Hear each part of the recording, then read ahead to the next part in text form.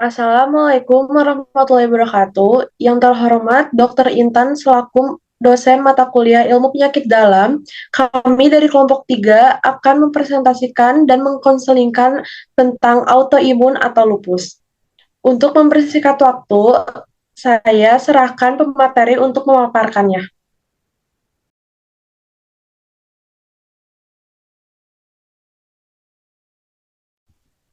Baik, terima kasih kepada moderator. Apa itu autoimun atau disiasi? Adalah penyakit sistem kekebalannya terbentuk mengidentifikasi salah satu benda asing di mana sel, jaringan, atau organ tubuh manusia justru dianggap sebagai benda asing sehingga dirusak oleh antibodi.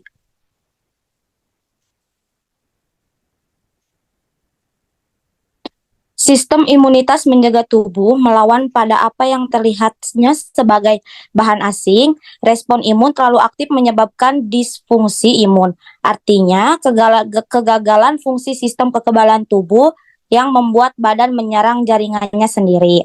Contohnya, HSP ialah protein yang dihasilkan dari sel saat sel tersebut berada dalam kondisi stres.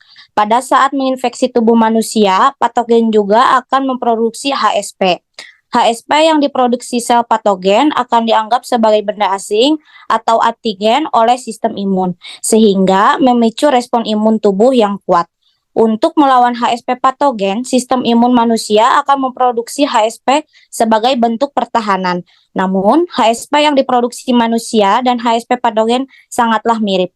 Walaupun demikian, reseptor limfosit pada sistem imunitas sel atau sel T mampu mengenali mana HSP manusia dan HSP patogen. Akan tetapi, pada penderita penyakit autoimun, fungsi sensor tidak bekerja dengan baik sehingga gagal membedakan mana HSP-nya sendiri dan mana HSP lawan. Hal ini menyebabkan sistem imun manusia justru menyerang HSP-nya sendiri.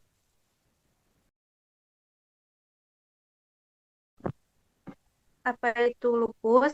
Lupus adalah jenis penyakit autoimun yang terjadi ketika sistem kekebalan tubuh menyerang jaringan dan sel sehat. Lupus menyebabkan sel-sel tubuh mengalami kerusakan dan peradangan.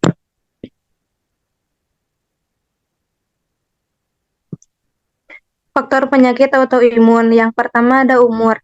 Sebagian besar penyakit autoimun terjadi pada dewasa. Yang kedua ada gender. Wanita lebih sering mengalami autoimun dibandingkan pria karena lebih banyak gender. Wanita lebih sering mengalami autoimun dibandingkan pria karena lebih banyak menghasilkan dan mengeluarkan hormon estrogen. Yang ketiga, infeksi umum. Penyakit autoimun tertentu mungkin merupakan konsekuensi dari infeksi tertentu yang disebabkan oleh tubuh. Yang keempat ada genetik, yang kelima sifat autoantigen, yang keenam ada obat-obat.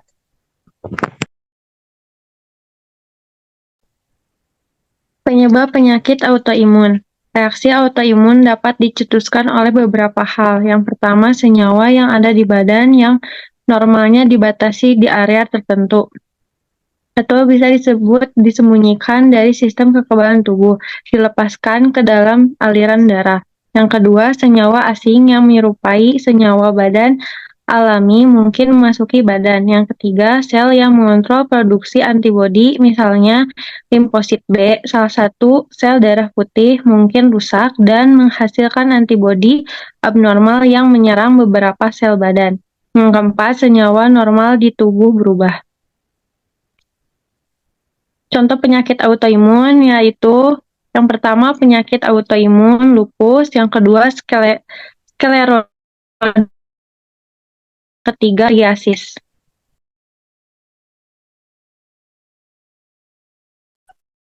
Diagnosa penyakit autoimun. Diagnosa penyakit autoimun didasarkan pada gejala individu yang didapatkan melalui pengamatan kondisi fisik dan hasil pemeriksaan laboratorium.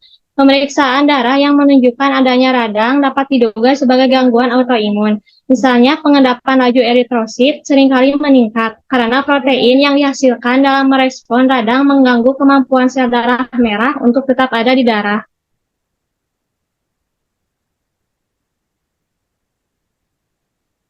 Penata laksanaan autoimun. Sebagian besar penyakit yang tergolong penyakit autoimun belum dapat disembuhkan.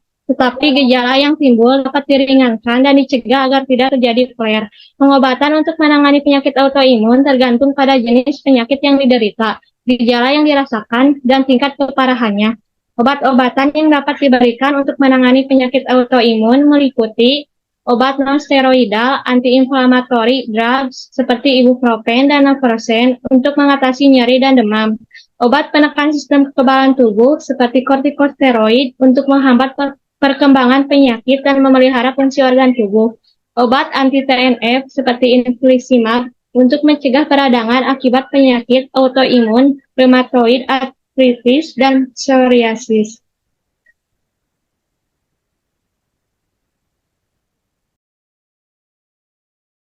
Baik, selanjutnya kita akan konseling tentang autoimun, yaitu contoh kasusnya seorang perempuan berusia 33 tahun datang ke PMB dengan keluhan nyeri dada, demam, kelelahan, disertai sakit kepala dan sendi tegang.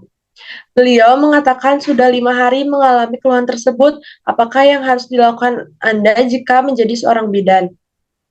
Baik, kita saksikan konseling. Saya persilahkan konselor untuk memaragakannya. Assalamualaikum. Waalaikumsalam, Bu. Silahkan. Apa yang Ibu lakukan sekarang? Bu, maaf, kemarin setelah pemeriksaan lab, gimana ya Bu hasilnya? Kenapa kepala saya sakit sekali sekarang? Dada juga terasa nyeri, badan terasa lemas, dan juga nyeri sendi. Sebenarnya saya sakit apa ya Bu? Saya khawatir beritanya tidak baik, karena hasil pemeriksaan lab Ibu kemarin mengatakan bahwa Ibu terkena lupus. Penyakit lupus itu apa ya Bu?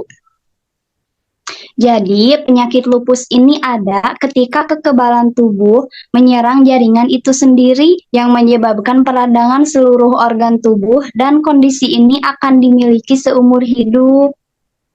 Ya Allah, Bu, bagaimana? Saya pengen sembuh, Bu. Begini Bu, seperti yang saya katakan tadi ya, penyakit ini akan dimiliki seumur hidup dan tidak bisa sembuh total. Tidak ada obat mujarab yang langsung menyembuhkan lupus selamanya. Tapi Ibu dapat memperbaiki kondisi dengan meminum obat-obatan. Obat-obatan apa saja ya, Bu? Biasanya diresepkan obat penghilang rasa sakit, namun pada kasus yang lebih parah, dokter akan meresepkan obat yang lebih kuat untuk melindungi organ tubuh bagian dalam yang biasanya memerlukan waktu berbulan-bulan hingga bertahun-tahun untuk menemukan obat yang mengendalikan gejala lupus Ibu. Tolong Bu, lakukan yang terbaik untuk saya.